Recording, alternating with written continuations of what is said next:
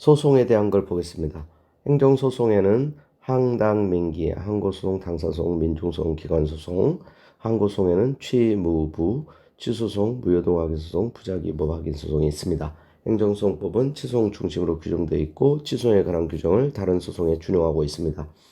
자, 취소에 관할 법원을 보겠습니다.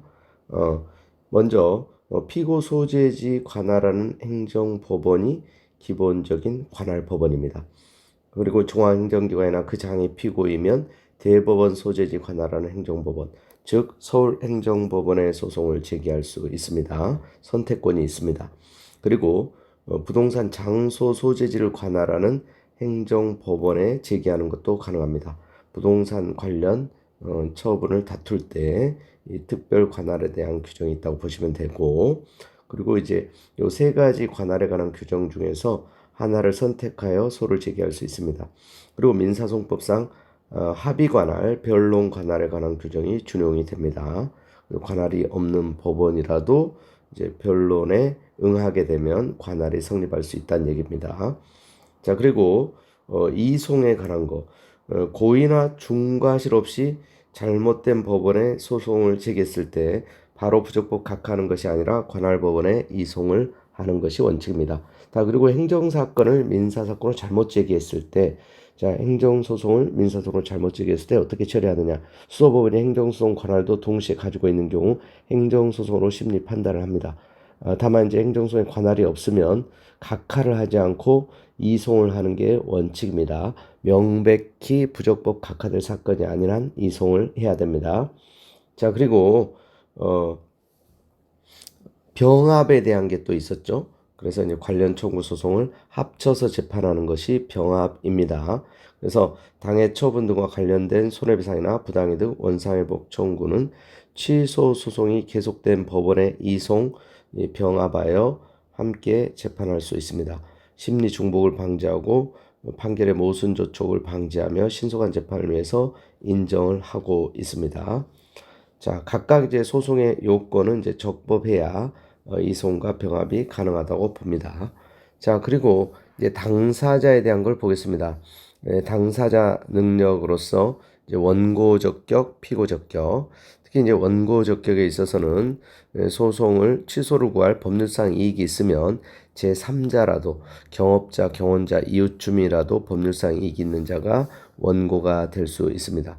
이 원고 적격은 직권조사항이고 상고심에서도 구비를 해야 되는 것이 원칙이고 흠결이 되었을 때 각하 결정으로 각하 판결로 사건이 종결이 됩니다. 자, 그리고 이제 법률상 이익의 의미에 대해서는 법률상 보호 이익설이 통설 판례 입장입니다. 이 권리뿐만 아니라 법률상 보호 이익을 침해받은 자도 원고 적격을 가진다는 것입니다.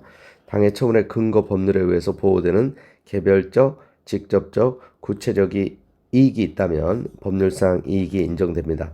환경영향평가 대상 지역 내 주민들 같은 경우가 대표적으로 이제 법률상 이익이 있는 자고, 강정마을, 제주도 이제 해군기지 건설 강정마을 사건에서 절대보존 지역 주민의 주거 생활 환경상 이익은 법률상 이익이 아니라고 했습니다. 또 그리고 인근 주민의 생태 자연도 이제 등급 변경, 1등급, 2등급, 3등급 이런 이제 등급 변경과 관련해서도 법률상 이익이 아니라고 봤습니다. 자, 그리고 이제 순수한 외국인이 외국에서 사적 발급 거부 처분에 대해서 다툴 수 있는 원고 적격이 있느냐? 자, 법률상 이익이 없다. 원고 적격을 부정했습니다. 자, 그리고 이제 이 국가기관, 행정기관이 행정청을 상대로 항고소송을 제기할 수 있는가? 자, 원칙적으로 안 되는데 이제 예외적으로 시도 성관위원장이 국민권익위원회 조치 요구에 대해서 다툴 별다른 방법이 없을 때 원고 적격을 인정한 사례가 있고, 또 소방청장이 역시 국민권익위원회 조치 요구를 다툴 별다른 방법이 없어 당사 능력 원고 적격을 인정한 사례가 있습니다. 그리고 이제 서울시가 양양군수를 상대로, 즉 지자체가 다른 지방자치단체장을 상대로 건축협의 취소에 대한 취소를 제기할 수 있는 항고소송이 가능하다. 지자체도 항고소송에 원고 적격을 인정한 사례가 있다는 거 알아두시고요. 자, 법인, 이 회사 같은 경우는 주주가 원칙적으로 원고적격이 없지만 그 처분으로 인해서 당해 법인이 영업을 다시 행할 수 없는 예외적인 경우에 주주도 예외적으로 원고적격을 인정을 한 적이 있습니다. 자, 그리고 학교법인 임시사 선임과 관련해서 교수협이나 총학생회는 원고적격이 인정되는데 대학 노동조합, 이 직원들로 구성된 노동조합은 원고적격을 부정했습니다.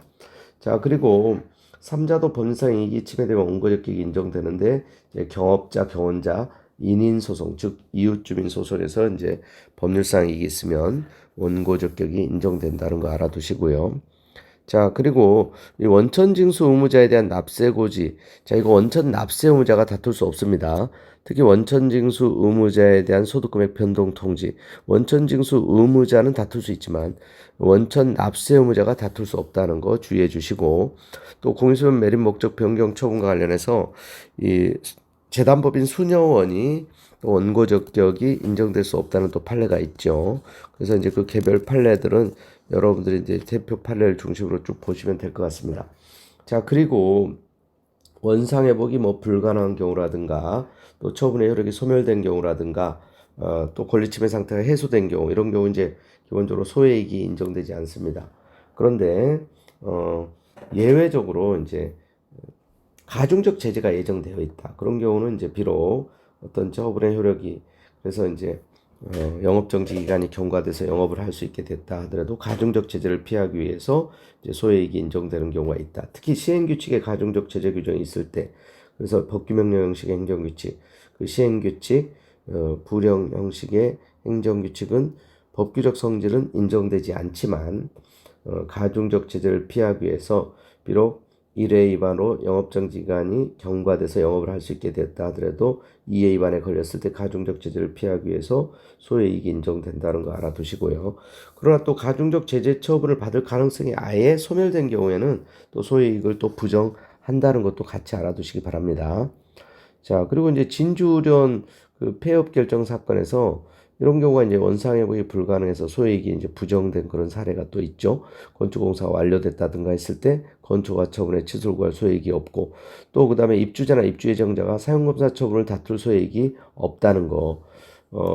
임기 만료된 지방원 이제 제명연결 취소송에서 또 KBS 사장 해임 처분을 다툰 소송에서 임기가 만료됐어도 임기 만료된 지방원의 월정수당, 또 이제 사장의 보수를 받을 실익이 있기 때문에 이런 경우 또 이제 소액이 인정됐다는 거 기억을 해 주시고요.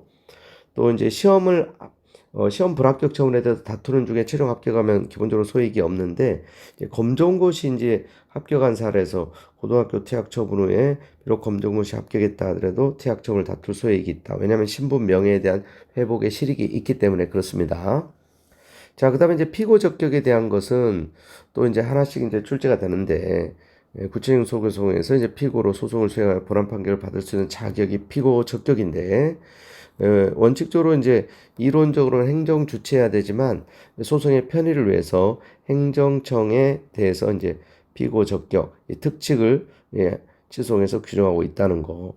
다만 이제 당사소송이나 손해배상 소송에서 또 민사소송의 일종인 부당이득 반환 소송에서는 국가나 이제 지자체가 피고가 될 수 있습니다. 취소해서 행정 주체가 아닌 행정청이 피고라는 거 알아두시고요. 자, 그리고 특별히 피고 적격 이제 논란이 되는 것 중에 고난의 이제 위임 위탁의 경우는 이제 수임청 수탁적으로 고난이 변경되기 때문에 수임청 수탁청이 피고가 됩니다. 수임청 수탁청의 명의로 처분을 하고 수임청 수탁청이 피고가 되는데, 내부 위임이나 대리의 경우는 고난이 이전되거나 변경되는 게 아닙니다. 그래서 이제 수임청이 위임청의 명의로 처분을 해야 되는데, 내부 위임에서 수임청이 마치 자기 권한인 것처럼 수임청의 명의로 처분을 하면 기본적으로 무효이고, 무효확인 소송의 피고는 수임청이 된다는 거. 그건 대리관계에서도 마찬가지입니다. 대리청이 피대리청의 명의로 처분을 해야 되는데, 대리청이 대리관계를 밝히지 않고 마치 대리청 자기의 권한인 것처럼 처분을 하면 그건 무효이고 대리청이 피고가 되는 것입니다. 자, 그리고 이제 합의제 행정기관인 경우에는 합의제 행정기관 자체가 피고가 됩니다. 다만 예외적인 대표적인 경우가 중앙노동위원회의 경우는 중앙노동위원회 위원장이 피고가 됩니다. 자, 그리고 이제 지방의회가 이제 피고인 경우가 있는데 지방원 징계 또 의장 불신 의결에 대해서는 지방의회가 피고가 됩니다. 다만 이제 처분적 조례인 경우는 조례 공포권자인 단체장이 피고가 되고 교육학에 관한 조례는 교육감이 피고가 됩니다. 자, 그리고 대통령이 처분청이라도 대통령에 대한 처분에 대해서는 소속 장관이 피고가 됩니다. 다만 대통령에 대한 사건도 서훈 취소 사건에서는 대통령이 피고이고 보훈처장이 피고가 아니라는 걸 주의하십시오. 국회의장이 행한 처분, 국회 사무총장이 피고입니다. 대법원장이 행한 처분은 법원 행정처장이고 헌재 소장이 한 처분에 대해서는 헌재 사무처장이 피고가 됩니다. 자, 그리고 피고 경정에 대한 거 소송 계속 중에 피고로 지정된 자를 다른 자로 변경하는 건데 원고가 피고를 잘못 지정했을 때 피고 경정이 필요합니다. 자, 그리고 권한이 승계됐을 때는 승계한 행정처이 피고가 되고 기관이 폐위됐을 때는 사무가 귀속되는 국가공단체가 피고가 됩니다. 자, 그리고 피고 경정은 행정심판에서 피청구인 경정과 달리 직권은 안 되고 신청이 있어야 됩니다. 다만 권한 승계와 기관 폐지의 경우에는 법원의 직권에 의한 피고 경정도 가능하다는 걸 주의하시면 좋겠습니다. 자, 그리고 피고 경정은 사실은 변론 종결 시까지만 가능합니다. 그리고 피고 경정의 효과는 처음에 소를 제기한 때 제기된 것으로 봅니다. 자, 그리고 피고를 잘못 지정했을 때 법원의 적극적 성명 의무가 있다는 것을 좀 주의해 주시면 좋겠습니다. 그래서 보훈처장을 피고로 서훈 취소 소송을 제기했던 사건에서 법원이 성명권 행사하지 않은 것에 대해서 위법이라고 봤습니다. 그래서 성명권 행사하지 않고 소송을 각하해서는 안 됩니다.